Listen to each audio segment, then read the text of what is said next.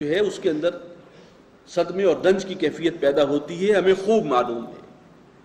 لیکن فَإِنَّهُمْ لَا يُكَذِّبُونَكَ، اے نبی اصل میں یہ آپ کو نہیں جھٹلا رہے، وَلَٰكِنَّ الظَّالِمِينَ بِآيَاتِ اللَّهِ يَجْحَدُونَ، بلکہ یہ ظالم تو اللہ کی آیات کا انکار کر رہے ہیں.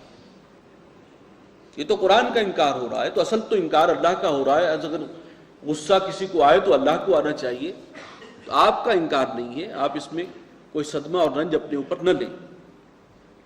وَلَقَدْ كُذِّبَتْ رُسُلٌ مِّن قَبْلِكَ، اور آپ سے پہلے بھی بے شمار رسولوں کو جھٹلایا گیا. فَصَبَرُوا عَلَىٰ مَا كُذِّبُوا، تو انہوں نے صبر سے کام لیا جو ان کی تکذیب کی گئی اس پر. وَأُوذُوا، اور انہیں جو ایذائیں پہنچی، جس طریقے سے وہ ستائے گئے، تکلیفیں پہنچائی گئیں، اس سب پہ انہوں نے صبر سے کام لیا. حَتَّىٰ أَتَاهُمْ نَصْرُنَا، یہاں تک کہ ہماری مدد آ پہنچی. ایک حد تک اللہ تعالیٰ کفر کو ڈھیل دیتا ہے، پورا موقع دیتا ہے. ہمارے رسول کو بھی جیسے چاہو جانچ لو، ان کا امتحان کر لو، انہیں آزما لو، سخت جملے کہو، ان کے ساتھ جو ہے زبان درازی کرو، یہاں تک کہ جسمانی اذیت بھی جو ہے اس کے لیے معاملے میں بھی ہاتھ کھول دیے جاتے ہیں. لیکن پھر ایک وقت آتا ہے کہ اللہ کی مدد بھی آتی ہے. وَلَا مُبَدِّلَ لِكَلِمَاتِ اللَّهِ، اور کوئی نہیں بدل سکتا اللہ کی کلمات کو، اللہ کی باتوں کو. وَلَقَدْ جَاءَكَ مِن نَّبَإِ الْمُرْسَلِينَ، اور اے نبی آپ کے پاس پہنچ چکی ہیں وہ خبریں جو سابقہ رسولوں کی ہیں، کہ کیسے کیسے انہیں تکالیف دی گئی، کن حالات سے وہ گزرے. یہ ایک تسلی کا انداز ہے حضور صلی اللہ علیہ وسلم کے لیے. لیکن اگلی آیت میں ذرا سختی ہے. وَإِن كَانَ كَبُرَ عَلَيْكَ إِعْرَاضُهُمْ، اور اے نبی اگر ان کا یہ اعراض جو ہے آپ پر بہت بھاری پڑ رہا ہے، اور آپ کے دل میں بھی اگر کوئی خواہش پیدا ہو گئی ہے کہ ان کو کوئی معجزہ لا کر دکھائی دیا جائے جیسا یہ معجزہ مانگتے ہیں، ان کا مطالبہ ایک دفعہ پورا کر ہی دیا جائے، ان کی زبانیں تو بند ہوں. اور حضور کے دل میں نہ بھی آئی ہوئی وہ بات صلی اللہ علیہ وسلم، تو مسلمانوں کے دلوں میں تو یقیناً آئی تھی.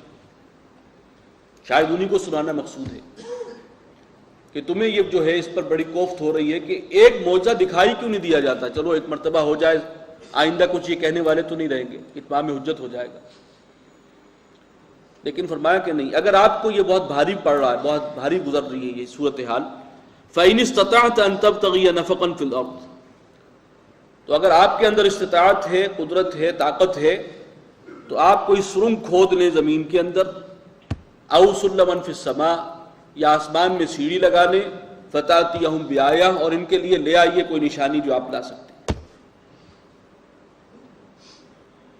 یعنی اس میں تھوڑا سا گرفت کا انداز بھی ہے، اور ساتھ ہی یہ کہ اللہ تعالیٰ کا حتمی فیصلہ ہے کہ وہ کوئی ان کے مطالبے پر حصی معجزہ نہیں دکھائے. اب کوئی لا سکتا ہے تو لے آئے. وَلَوْ شَاءَ اللَّهُ لَجَمَعَهُمْ عَلَى الْهُدَىٰ، اللہ چاہتا تو ان سب کو جمع کر دیتا ہدایت پر، کسی کو انکار کی مجال نہ ہوتی. ابو جہل، ابو لہب سب سچے پکے مسلمان ہوتے. یہ تو اصل میں آزمائش مقصود ہے، انہیں ڈھیل بھی دیتا ہے اللہ، یہ ساری اس کی مصلحت ہے. یہ بساط اس نے بچھائی اس لیے ہے کہ لوگوں کا آزمایا جائے. فَلَا تَكُونَنَّ مِنَ الْجَاهِلِينَ، یہ الفاظ بڑے سخت ہیں. تو اے نبی آپ نادانوں میں سے مت بنیے. یعنی یہ جذباتی بات ہوگی. جہالت کا لفظ عربی زبان میں جذبات کے لیے بھی آتا ہے، تو یہ اس قسم کی جذباتی بات آپ نہ کیجئے کہ کوئی معجزہ جو ہے وہ دکھا دیا جائے. جو فیصلہ ہے اللہ کا اسی کو آپ بھی پورے طور پر اختیار کیجیے.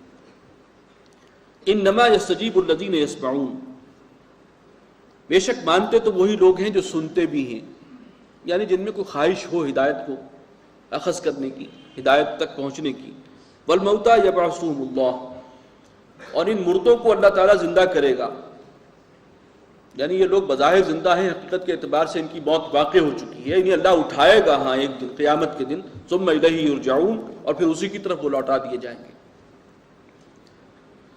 وقالوا لولا نزل علیہ آیۃ من ربہ، اور کہتے ہیں کہ کیوں نہیں اتری ان پر، حضور صلی اللہ علیہ وسلم پر کوئی نشانی، کوئی معجزہ کیوں نہیں اترا ان کے رب کی جانب سے. قل ان اللہ قادر علی ان ینزل آیہ، کہہ دیجئے کہ اللہ تعالیٰ کو قدرت ہے اس بات کی کہ وہ کوئی نشانی اتار دے. ولکن اکثرهم لا یعلمون، لیکن ان میں سے اکثر جو ہیں وہ علم نہیں رکھتے. اللہ کا فیصلہ ہے کہ وہ نہیں دکھائے گا، اور لوگوں کو معلوم نہیں ہے کہ اس کی مصلحت کیا ہے۔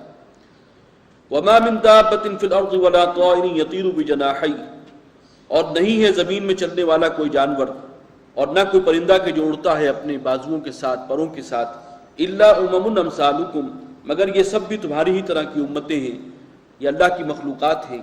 مَا فَرَّطْنَا فِي الْكِتَابِ مِن شَيْءٍ، ہم نے اپنی کتاب میں کوئی کسر نہیں چھوڑی۔ جس کو ہدایت کی طلب ہے اس کے لیے پورا سامان ہدایت اس میں موجود ہے، جس کو سمجھنا ہے وہ اس سے سمجھے۔